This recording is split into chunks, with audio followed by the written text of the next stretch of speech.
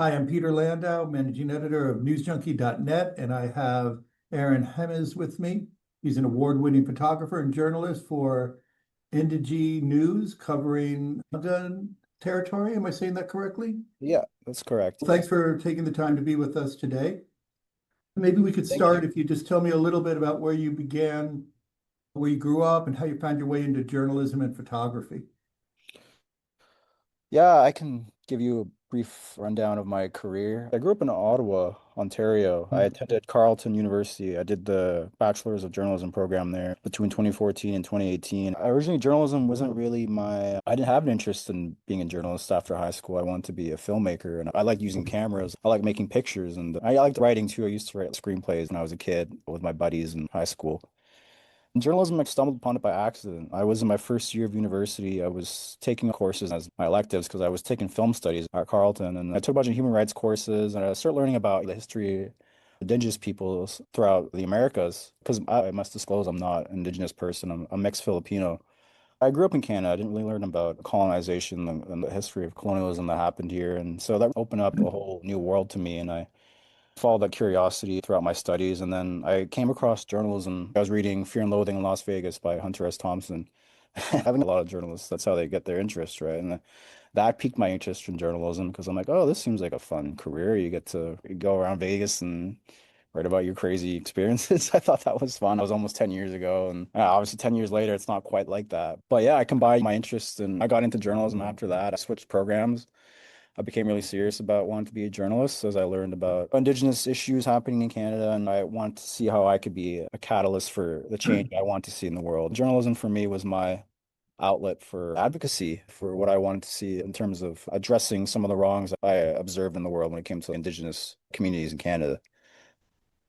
You're not Indigenous, but you're covering Indigenous homelands. Just wonder Yeah, how that dichotomy shapes the way you approach your sources, your stories, and your responsibilities as a journalist.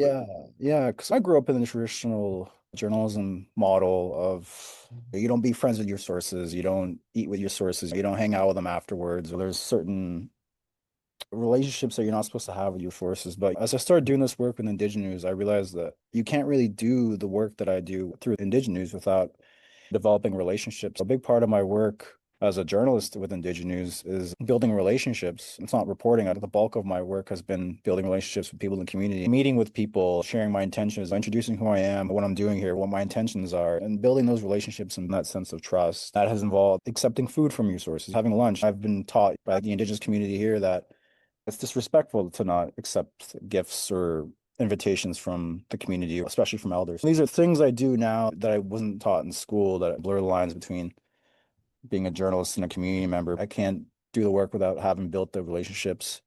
I spent years developing relationships with the Okanagan, like Seal people, and it's given me access to sensitive events and information that I wouldn't have gotten otherwise if I hadn't put in that work of building relationships. Right. Yeah, you're embedded with them and it gives you Yeah, it's been well, four maybe years. The first couple of years were me building relationships with the community, and that took a lot of time, but it's given me a lot of success in my work. It's given me access to opportunities I wouldn't have gotten otherwise if I didn't spend the time to build those relationships. maybe you could tell me a little bit about the creation of, and maybe you can tell me a little bit about it and how it stands compared to the existing Canadian media intended to address. So, if I'm remembering this right, IndigiNews was founded, I think, around COVID. Like initially, it started out. So there's a media company, independent media company called The Discourse. I don't know if you've ever heard of The Discourse. They're BC based. The editors there are non-Indigenous. They wanted to train Indigenous people who are storytellers, who are good writers, and they had aspirations to be journalists. They started IndigiNews and they recruited everyday writers from Indigenous communities throughout BC. It started in BC about 6 years ago from a very small group of people. It started off with non-Indigenous editors training Indigenous writers to become journalists, and it still only is a handful of people doing it. Initially, it started out as a small team, and the people who started aren't with the company directly anymore. They still support from the side. The model now, it's gone. So we started off as a sister company to the Discourse, and as of recently, in the last 2 years, our publisher, Eden Finde, who you got in contact with, she kind of been steering the ship in a way where we've branched off into our own independent organization that is charity. We're a registered charity and we're completely independent now. Eden, the board is all Indigenous people. The leadership is all Indigenous people. It's Indigenous women. And it's not really a model you'll see in newsrooms throughout Canada. I've worked in different newsrooms throughout my career. I started in 2019, and I worked in different newsrooms from Black Press to Northern News Services. The newsrooms I've been in have never been like the ones I've been in IndigiNews. Eden and my editor, Kara McKenna, they bring a lot of their cultural teachings into the workplace. A lot of those teachings are around respect of oneself and mental health and respect of the community. Our health and well-being is really championed in the newsroom. That's not something I experienced in my past positions at different newsrooms. So it's been really different. I really appreciate the leadership of Eden and Kara for bringing their Indigenous values into the workspace because that's created such a safe space for young journalists, especially Indigenous journalists, to come in and grow and not feel the pressures of being in a newsroom that might not be the most diverse. They're in a safe, culturally safe space where they can learn and make mistakes and feel cared for. There's a great sense of kinship, and it supports my work because I feel more at ease and more supported and more confident. They gave me a lot of confidence, and it's a different pace of life. Well, one of the reasons why I reached out to your organization is that we're exploring community-based news organizations and how they Yeah. can be a sustainable model for local news. You guys have a very unique take on that. So I'm curious, how does community-led journalism look like in practice? How do community members influence your stories and how they're pursued, how they're told? I spent a lot of my time in this job building relationships with the community, and community members will give me inside details into happenings, whether it's conservation issues or restoration projects that are happening with salmon or wetland restorations, stuff like that, river restorations. Like, I'll get these inside information from the community because I built these relationships with them. That really guides my work. I've developed a lot of relationships with elders in the community, and they give me insight into what I should be looking into. A lot of it has to do with extractive industry projects happening throughout the Okanagan territory. A lot of water issues happening here. The community gives me direction on what they perceive are some of the big issues happening here. That's reflected back to me through the people I've met and all the relationships I've developed. It's given me access to a lot of spaces that most media here in the Okanagan don't get access to. It's a great privilege and a responsibility that I take very seriously. I put in a lot of that work to develop that trust and let the Indigenous community know that I'm serious about honoring their work and I'm not here to benefit off their trauma or exploit their trauma. It's not the work I do. I look for more positivity, more stories that celebrate the community and their everyday members. It's very holistic and it's almost collaborative in a way, the way I work with the community. Data sovereignty is something that's very important to the Syilx Okanagan people. So I share my pictures with them after. I don't charge them. They really appreciate my work. So yeah, it's a great relationship I have. And a lot of the stories I write about now are just things that they bring to my attention. And I just follow social media and they'll reach out to me too to ask me to look out for stuff. How do you stay accountable to first to the people that you're covering rather than advertisers or investors or mass audience? I'm not sure what your business model Yeah, is. I'm not too sure. That might be more of a question for Eden because I don't really handle the business model front of Right. things. I'm on the front lines of the community reporting, more editorial. But I think we do get sponsorships from the Syilx Okanagan Nation at times. I think they sponsor some of our advertisements. Yeah, I'll have to fact check that, but I'm pretty sure they do. But yeah, again, I don't think I'm the right person to speak on the business model front of things. Sorry. How important is Canada's local journalism initiative been to maintaining reporting capacity? Are you familiar Oh, with? yes, it's been essential. My 4 years, my job has been funded by LJI. A lot of our positions are funded by LJI, and the work wouldn't be possible without LJI. So I am really grateful for the LJI service and the work it gives. It literally gives me work. And there's also some really good stories that come on the wire as well that we have picked up over the years. But yeah, I can't underscore how important that LJI service is. It really champions community news, and you get these stories that you won't get elsewhere because they're sourcing money to these smaller media outlets, right? You get these community-based stories that are hard. You don't really get those kinds of stories at those big cities in like Vancouver or Toronto, right? So it's a great service, and I'm happy to see it still going because I always hear about journalism and how it's always underfunded, and you hear about the government proposing to slash journalism in some rooms. I'm grateful for the LGI, and I mean, is it they're supportive, or do you feel like there's pressure coming from the government program? I think at first there was a bit of pressure to meet the quota because they have a quota of 5 stories a week, but they've been pretty relaxed with us, my experience, and they're pretty lenient in allowing us to just kind of, because I think they understand that the work that we do is different from what other organizations do. So we take a lot of time with our stories. Like we don't really rush to meet deadlines. We understand that a lot of these stories carry a lot of weight. They can be traumatic and they can re-traumatize people. And so there's a certain level of care that comes with our storytelling. And as such, deadlines aren't really a big pressure for us. LGI seems to be understanding of that. They haven't come down on us at all for not meeting that 3 or 5 story week quota. I think they see the quality of the work we do and they seem to be happy with that.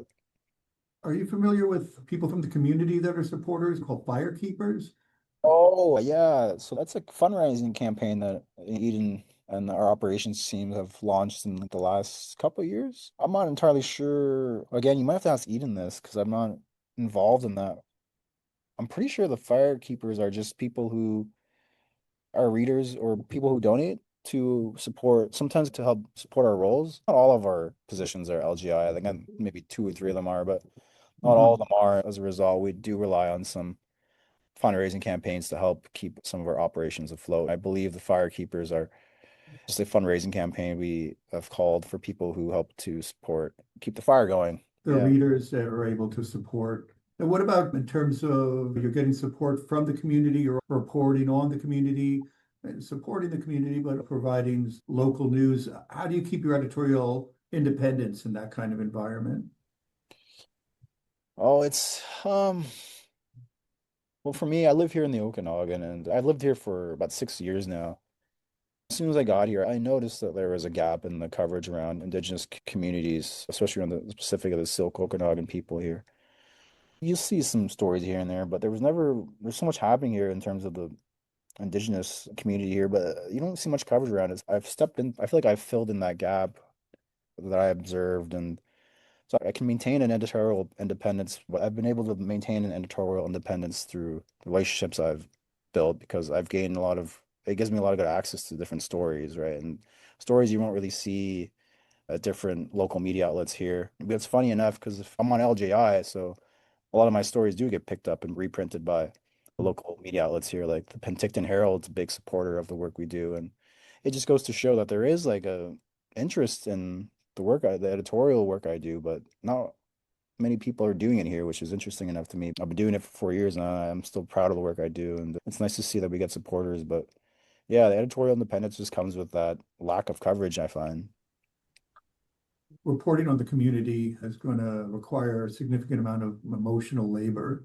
So, how does your organization prevent care, cultural responsibility, availability to Yeah. sources from becoming burnt out, and also for yourself? Yeah, I mean that's something Indigenous is really good at ever since I got here was there was just always this culture of wellness that was championed here. And when I first started, they would warn me about doing stories about residential school and missing and murdered Indigenous women, and they encourage you afterwards to really take care of yourself after. Take the day off if you need to, and take some time after you go to an event to just put the work away, decompress. And something we've been doing since I started in IndigiNews, every Tuesday we have a head and heart meeting because we're all remote. We all work remotely. Most of the teams in BC, but they're in Vancouver. We're all kind of scattered all over. We got people in Winnipeg. So we meet remotely and we never really see each other, but we do meet every Tuesday. We have a head and heart meeting and Eden hosts it every Tuesday. And it's just a place for us to not really talk about work, to talk about how we're doing, how we're feeling, our emotions, and what we're carrying in our personal lives, our successes, what's bothering us, and stuff like that. So it really helps to create a safe space, those meetings, those head and heart meetings. It creates a good safe space for us to be vulnerable with each other. That's something I haven't experienced before in any workplace. It just goes to show how much Eden cares. Every third Wednesday of the month, we take it off. It's just called a Wellness Wednesday. And it's just a day for us, Eden, understanding that the work we do is pretty heavy at times. So it's a day for us where we're encouraged to take the day off and take care of ourselves. So that's another initiative. Another thing Eden has encouraged us to do is work 4 days a week because why not have 3 day weekends? Eden promotes that. It's hard for a reporter to only work 4 days a week. So sometimes I'll work the full 5 days. There are times where it's a Friday and I've had a busy week where I'm like, all right, I'm just gonna take it off. Like it's fine. Like Eden wants us to. We actually just had a full week off. The whole staff a couple weeks ago. Eden told us to take the whole week off, and it was a paid week off, just to have the week off, just to enjoy. the summer and enjoy our time to ourselves. So wellness is really championed there. There's so many stories I can go on about instances of wellness being encouraged, like my mental health. There's been times where I've had to go home to Ottawa for my family emergencies, and it was never a problem. I could take off as much time as I wanted to. It was never a problem. I actually went to the Philippines in December for the whole month. It was something that Eden and Kara encouraged me to do, and that was really powerful for me. If I ever need a day off or a week off, I can just ask. Sometimes I don't even need to explain. They understand that the work is tough and the world is a heavy place. So yeah, it's a really safe place that encourages the well-being of everybody, and it has great benefits to the work I do. I feel more supported and cared for, and as a result, the quality of my work goes up. What do you wish readers better understood about what it takes to produce a careful, community accountable story? Oh, that's a good question. I think a lot of care is given to the work we do. Obviously, we're never trying to create any tension in the community. Care and consideration are always given, and it's always important to hold the community accountable, especially when there's scandals or issues going on. We're never trying to spin it in a way where it puts an Indigenous community down. We're always trying to lead with a respect and honor of the nation, even if there's some sort of problem going on. It's a tricky thing, but a lot of care and consideration goes into the storytelling we do and the angles we take. A lot of heavy lifting goes on behind the scenes to build these connections with the community. And there's been times where I've messed up with the story, but I've come back and made amends with the community and with work. Mistakes happen. It's just about we're trying our best to honor the community. Well, you're doing important work and work that most people are not doing. Most news organizations, you don't have a reporter that's dedicated to any Indigenous nation in States or in Canada, or very few. So you're definitely in the forefront of that. And it's one of the reasons I wanted to talk to you. It's very unique sort of angle and important. It's a huge community that's underserved. And thanks for acknowledging all that, Peter. It means a lot to hear that coming from someone in the industry. Sometimes I feel like there's a bit of hesitancy around. I think some people get a bit nervous about the work I do, like in the Really? industry. Yeah, like they might think it's a bit too radical to be leading in the way that we do with Indigenous voices. I don't know. The way I see it is just it's like an act of reconciliation. It goes beyond journalism for me. It's being a good person living on these lands as someone who's not historically from here. It goes beyond journalism for me, but it's good to see it's trickling into journalism newsrooms. It's just taking time, right? I think journalism takes a lot of time. Well, it's a bad time for activist journalism, right? Yeah, it is. It's considered a bad word, but it's Well, that's good to hear that you don't think of that way either. Because again, some people might think I'm a bit too radical in my reporting, but I think you got to be radical and willing to take risks, right? To get some you, change, right? you learn from Hunter S. Thompson. So Why not carry that don't spirit? take too many risks. That's right. All right, Aaron. Hey, it was lovely chatting with you, Peter, and thanks for reaching out. Good to Thank meet you. you. You too.